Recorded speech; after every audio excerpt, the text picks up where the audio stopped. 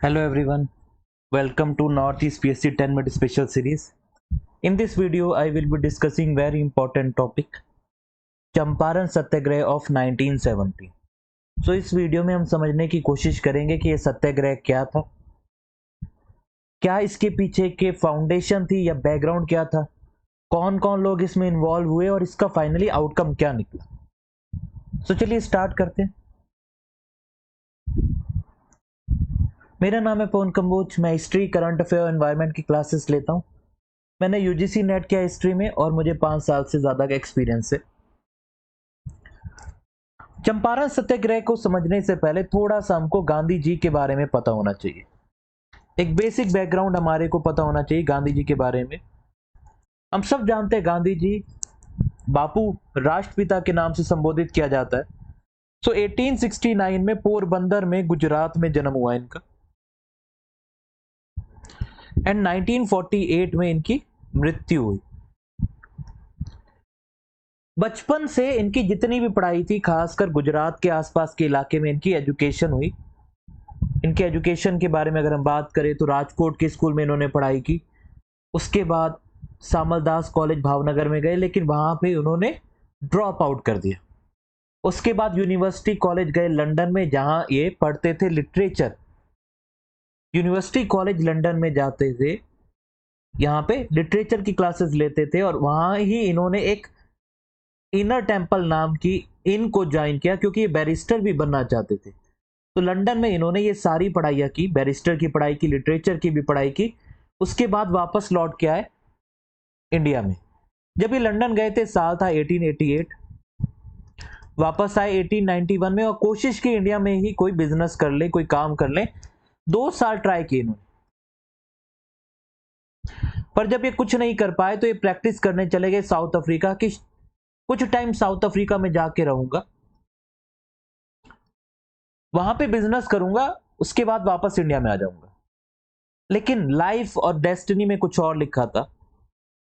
1893 से लगभग 1914 तक, 1915 हम कह सकते हैं, गांधी सिविल राइट की लड़ाई लड़ते रहे साउथ अफ्रीका में। अलग अलग मुद्दे में जो इंडियंस थे, जो एशियंस थे, उनके जो मुद्दे थे उनके लिए लड़ाई लड़ते रहे, ब्लैक्स की लड़ाई लड़ते रहे। और बहुत इंपॉर्टेंट, जीवन के गुण सीख के आए, बहुत सारी ऐसी चीजें सीख के आए। सत्याग्रह कैसे किया जाता है ये सारी चीजें सीख के आए। तो वो सारी चीजों का ट्रायल साउथ अफ्रीका में हुआ। उसके बाद वो वापस एंट्री करते हैं इंडिया में। जब वो इंडिया में एंट्री करते हैं, बीच में एक आधी बार आना जाना होता है। फाइनली जब वो इंडिया आते, सो ऑलरेडी लोग उनको जानते थे, उनकी स्किल्स काफी बेटर थी और वो इंडिया में उनकी एंट्री होती है, जिसको हम आम भाषा में कहते हैं एनआरआई डे। तो एनआरआई डे का जो रेफरेंस है वो आपको देखने को मिलेगा। एनआरआई डे 9 जनवरी को मनाया जाता है। इसको कॉमेमोरेट किया जाता है उसी डेट से जिस दिन गांधी जी इंडिया में आए थे, 9 जनवरी 1915। तो गांधी जी जब इंडिया में आए 1915 में, उसके बाद गांधी जी गोपाल कृष्ण गोखले जी के गाइडलाइंस में इन्होंने पहले कोशिश किया कि पूरे इंडिया का एक चक्कर लगाया जा सके, ताकि इंडिया के लोगों को समझा जा सके, इस तरीके से समझा जा सके कि लोगों के बीच में इंडिया कैसा है, लोगों की प्रॉब्लम्स क्या है, ग्राउंड प्रॉब्लम्स क्या है। इसी के बीच में 1915 1960s के आसपास इनको एक बुलावा मिलता है राजकुमार शुक्ला जी से, और उसकी आगे की कहानी हम समझते हैं चंपारण सत्याग्रह में। वो बुलावा मिल ही इसी रहा था, इसलिए रहा था कि गांधी जी आप आइए चंपारण में और हम देखिए कि वहां के पीजेंट्स की क्या प्रॉब्लम है। तो हम मूव करते हैं सीधे चंपारण को, समझते हैं चंपारण है बिहार में। ये गांधी जी के इंपॉर्टेंट एसोसिएटेड इवेंट है। इसमें कुछ चंपारण है, अहमदाबाद है, खेड़ा है, अमृतसर में रॉलेट एक्ट सत्याग्रह है, दांडी है। देन बरदोली सत्याग्रह की बात करते हैं, गांधी जी डायरेक्टली एसोसिएटेड तो नहीं थे, तो बिहार में लाई करता था चंपारण, और यही की कहानी हमको समझनी। 9 जनवरी 1915 में जब वापस आए तो गोखले जी के एडवाइस पे इन्होंने वापसी की और उसके बाद पूरे 1 साल तक कोई भी पॉलिटिकल एक्टिविटी में इन्वॉल्व नहीं रहे। इन्होंने कांग्रेस ज्वाइन कर ली, लेकिन पूरे इंडिया के लैंडस्केप को समझना चाहते थे। 2003 में एक्चुअली में प्रवासी भारतीय दिवस के रूप में भारत की सरकार ने 9th ऑफ जैन की डेट को अनाउंस किया, फिक्स कर दिया। किसको कमेमोरेट करने को? गांधी जी की वापसी को। तो गांधी जी पूरे इंडिया के अलग अलग हिस्से गए, लोगों की प्रॉब्लम सुनी और वहीं पे उनको बुलावा मिला चंपारण का, राजकुमार शुक्ला जी से। तो चंपारण के बारे में समझते हैं। चंपारण में एक्चुअली में परेशानी थी इंडिगो के प्लांटर्स को, जो पीजेंट्स थे, जो फार्मर थे, जो इंडिगो की खेती करते थे। तो थोड़ा सा बैकग्राउंड आपको समझना पड़ेगा, इस बैकग्राउंड को समझे बिना चीजें समझना बड़ा मुश्किल हो जाएगा। चंपारण लाई करता है तिरहुत डिवीजन में, बिहार में। तो इस टाइम पे तीन कटिया सिस्टम चलता था। तीन कटिया सिस्टम का मतलब क्या है कि फार्मर्स को कॉन्ट्रैक्ट के तहत बांधा गया था कि आपको 3 part out of 20 part of your land आपको इंडिगो उगाना पड़ेगा। वो लैंड काफी ज्यादा फर्टाइल थी और इंडिगो का प्राइस वो मिलता था जो कि प्लांटर ने फिक्स किया। शुरुआत के दौर में इंडिगो का अगर हम यूज की बात करें तो इंडिगो एज अ डाई इस्तेमाल की जाती है, नेचुरल डाई। पर जब यूरोप में आर्टिफिशियल डाई बनी तो ये जो नेचुरल डाई है इसकी डिमांड कम हो गई और इसका पैसा कम मिलना स्टार्ट हुआ। पर जो यहाँ के प्लांटर्स इन्वॉल्व थे, यहाँ के जो लैंडलॉर्ड्स इन्वॉल्व थे, वो तो प्रॉफिट कमाना चाहते थे, इसीलिए वो कॉन्ट्रैक्ट साइन करवाते थे और अलग अलग हार्श कंडीशन में फोर्स करते थे कम पैसों पे इंडिगो उगाने के लिए, क्योंकि वो अपना प्रॉफिट को इंश्योर करना चाहते थे। उनको ये फर्क नहीं पड़ता था कि जो गरीब किसान है, गरीब मजदूर है, वो मरे या चाहे जिए। तो ये इसका बैकग्राउंड है। एग्रीमेंट कर दिए जाते थे और अगर कोई रायट एग्रीमेंट को कैंसिल करना चाहता था, उस ऑब्लिगेशन से हटना चाहता था, तो उसको एक फीस देनी पड़ती थी जिसका नाम था तवान, जो कि बहुत हाई फीस थी। और अगर वो एग्रीमेंट को हटने के लिए तवान फीस अगर फुलफिल नहीं हो पाई तो पैसे देने पड़ेंगे, और पैसे फिर मनी लेंडर के जाल में आप फंस गए, उससे पैसे लेके आपको देने पड़ेंगे और उसका इंटरेस्ट बहुत ज्यादा चार्ज किया जाता था। तो चारों तरफ से इंडिगो प्लांटर को घेर रखा था इस पूरे सिस्टम ने। अपनी बेस्ट लैंड पे भी उगाना है, अपने जो भी क्रॉप है उसको प्रायोरिटी नहीं देनी, लेकिन हमारी इंडिगो को प्रायोरिटी दो।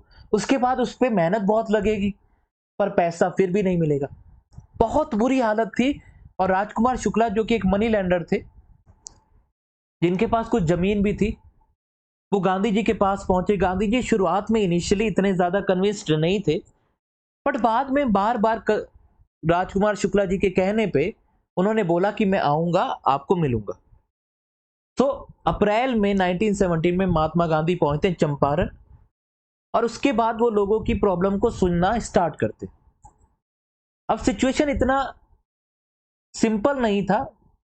गांधी जी जब गए तो गांधी जी ने जाते ही पहले ही अनाउंस कर दिया, वहां के ऑफिशियल्स को बता दिया कि मैं यहां जो आया हूं, मैं कोई लड़ाई करने नहीं आया हूं, और मैं आपकी परमिशन चाहता हूं, मैं बस लोगों से जानना चाहता हूं कि उनकी क्या प्रॉब्लम है। ब्रिटिशर्स को पता था, जो ऑफिशियल्स को पता था कि इनकी बहुत ज्यादा फॉलोइंग है, इसलिए उनके ऊपर वॉच रखी जाने लगी। गांधी जी मुजफ्फरपुर में अराइव करते, तुरंत उनको कमिश्नर जो है उस डिवीजन के, उनका एक मैसेज आ जाता है कि आप हमसे आके मिलिए। गांधी जी बड़ा क्लियरली कहते हैं कि मैं पब्लिक डिमांड पे ये देखने आया हूं कि इंडिगो कल्टीवेशंस की क्या सिचुएशन है। उन्होंने कहा कि मेरा कोई मोटिव एजिटेशन करना नहीं है, लेकिन उसके बावजूद भी वहां के कलेक्टर ने, वहां के ऑफिसर्स ने ऐसी धाराएं लगाई जिससे गांधी जी के दंगा भड़काने वाली धाराएं लगेगी। सेक्शन 188 188 लगा दिया गया। गांधी जी को ट्रायल पे सम्मन कर दिया गया, बोला कि आप आइए और हमसे मिलिए। और जो ट्रायल का दिन था वो अप्रैल 18 तय कर लिया गया। 18 अप्रैल बहुत ही मेमोरेबल डे था चंपारण के यहाँ पे। जैसे ही लोगों ने सुना कि गांधी जी को ले जाने पुलिस आई है, और गांधी जी जो हमारी बात सुन के यहाँ आए थे उनको पुलिस परेशान कर रही है, तो लोगों ने घेर लिया उस जगह को जहां पे बुलाया गया था। गांधी जी को बोला गया, सुनवाई स्टार्ट हुई। कोर्ट में। ट्रायल स्टार्ट हुआ और गवर्नमेंट ने बोला कि आप यहां से चले जाइए। गांधी जी ने कहा मैं नहीं जाऊंगा, मैं अपनी ड्यूटी कर रहा हूं। गांधी जी ने बोला कि अगर आप कोई सजा देना चाहते, आप मेरे को जेल में जाना चाहते हैं, तो मैं जेल में जाने के लिए भी तैयार हूं, लेकिन जो आप सेंटेंस देना चाहते हैं आज ही सेंटेंस दीजिए। मैं आपने जो भी केस लगाए हैं मैं उसको एक्सेप्ट करता हूं। गांधी जी को भी पता था कि इतने प्रेशर में ब्रिटिशर्स को, इतने लोगों का सपोर्ट में ब्रिटिशर्स कोई ऐसा स्टेप ले ही नहीं सकते। लोकल एडमिनिस्ट्रेशन को केस वापस लेना पड़ा और गांधी जी को भी अलाउ कर दिया गया कि आप अपनी इंक्वायरी को परमिट करिए, कंटिन्यू करिए, और उसकी जो भी रिपोर्ट आती है आप हमको बताइएगा। सो गांधी जी अपने कुछ साथियों के साथ पूरी चीजें स्टार्ट करना, इंक्वायरी करना स्टार्ट कर देते।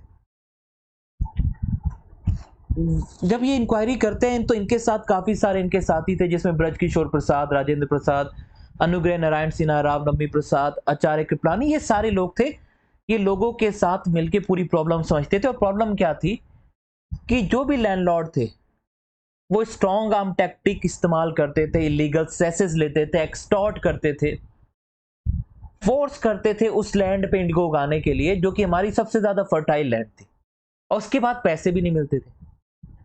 सो गांधी जी लोगों के सब ह्यूमन लाइफस्टाइल को समझने लगे, वहां की प्रॉपर रिपोर्ट बनाने लगे। गांधी जी के साथ ही पूरे गांव गांव में जाते थे, गांधी जी खुद गांव गांव में जाते थे एंड सब लोगों से वो सारे रिकॉर्ड ले रहे थे, उनकी सारी चीजों की इंफॉर्मेशन इकट्ठा कर रहे थे। ये सारा प्रेशर देख के वहां की जो लोकल एडमिनिस्ट्रेशन है उनको लगा कि ऐसे चीजें हाथ से चली जाएंगी। उन्होंने एक इंक्वायरी कमेटी बनाई जिसमें गांधी जी को भी मेंबर बनाया गया। तो चंपारण इंक्वायरी कमेटी ने अपनी प्रॉपर रिपोर्ट दी। ये रिपोर्ट में बहुत सारी चीजें चंपारण के इंडिगो प्लांटर्स के फेवर में थी। गांधी जी के एफर्ट रंग लाने लगे थे। सबसे पहली चीज ये थी कि 3 कटिया सिस्टम को अबॉलिश किया जाएगा। अगर कोई कॉन्ट्रैक्ट में रहना भी चाहता है प्लांटर या पीजेंट, तो वो वॉलेंट्री होगा, आप उसको फोर्स नहीं कर सकते, और वो भी सिर्फ 3 साल के लिए। और वो कौन से फील्ड में इंडिगो उगाना चाहता है ये भी डिसीजन उस प्लांटर, उस फार्मर का होगा, उस पीजेंट का होगा, उस रायत का होगा। जिन रायत्स ने तवान दे रखा है फैक्ट्रीज को, उनको 1/4 पैसा उनसे वापस मिल जाएगा। और जो इलीगल सेसेस लगते हैं, जिसको अववाब बोला जाता था, उसको भी स्टॉप किया जाएगा। तो जो लैंडलॉर्ड्स थे उनको लगा कि सारी चीजें हमारे हाथ से चली जाएंगी। पर गांधी जी की इंक्वायरी की कमेटी की रिपोर्ट इतनी अच्छी थी, गांधी जी के खुद के सारे डॉक्यूमेंट्स इतने स्ट्रांग थे कि लोकल जो एडमिनिस्ट्रेशन था बिहार का, उसको ये बिल पास करना पड़ा। और इसको पास करने के बाद एक एक्ट बनाया गया, चंपारण एग्रेरियन एक्ट, जो कि इस कमेटी की ही सारी रिकमेंडेशन को लागू करता है। और ये एक्ट पास होता है 29 नवंबर 1970। तो ये बहुत बड़ा ब्लो था।